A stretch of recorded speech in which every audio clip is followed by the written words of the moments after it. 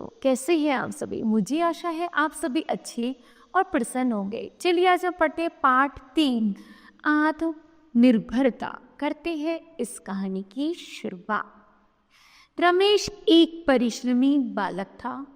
वह घर पर माँ के कामों में सहयोग करता। बालक बाजार से उन्हें सब्जी लाकर देता। पिताजी के कमरे की मेज कुर्सी ठीक ढंग से रखता। गमलों को पानी देता। विद्यालय समय पर जाता और मन लगाकर पढ़ाई करता। सभी उसकी खूब प्रशंसा करते।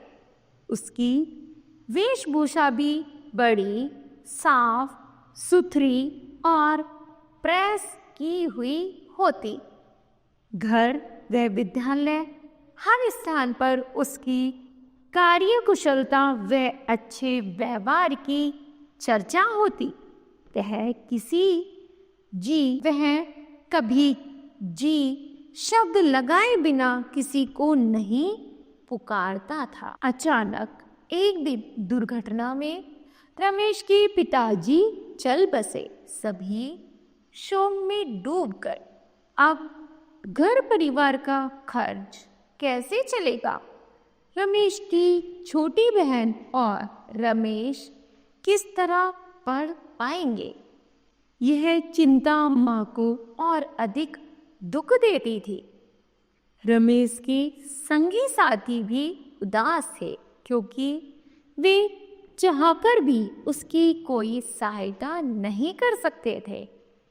पर एक दिन रमेश को घर के बाहर एक ठेले पर चाय की दुकान लगाए देखकर सभी हैरान हो गए। उनके पड़ोसी शशिकांत जी ने पूछा, रमेश, क्या तुमने पढ़ाई छोड़ दी है? नहीं, अब मैं घर पर ही पढ़ा करूँगा और प्राइवेट परीक्षा दूंगा।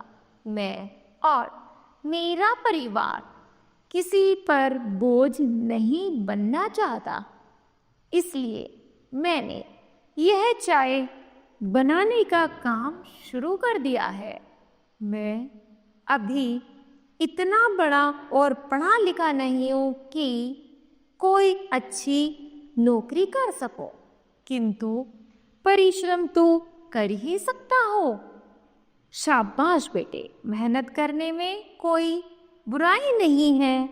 बुराई तो चोरी, झूठ और दूसरों से मांगने में है। परिश्रम करके गुजारा करना तो अच्छी बात है।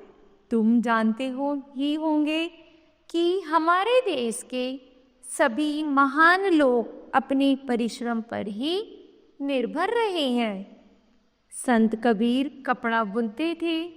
संत रविदास ने मोची का काम किया, जबकि इतनी सहायता करने व इन्हें हीरे मोती भेंट करने के लिए बड़े बड़े राजा लोग भी आए, किंतु इन्होंने उनकी भेंट यह कहकर ठुकरा दी कि हम केवल अपने हाथों से की गई कमाई पर ही जीवन चलाएंगे।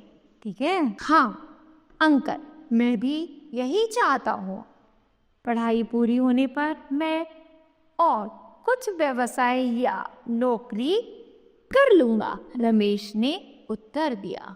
इस तरह बच्चों यह पाठ समाप्त होता है।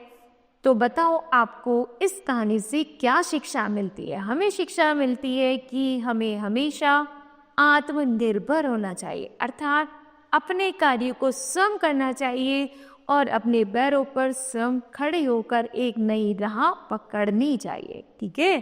तो मुझे आशा है बच्चों यह पाठ आपको भी समझ आया होगा। धन्यवाद।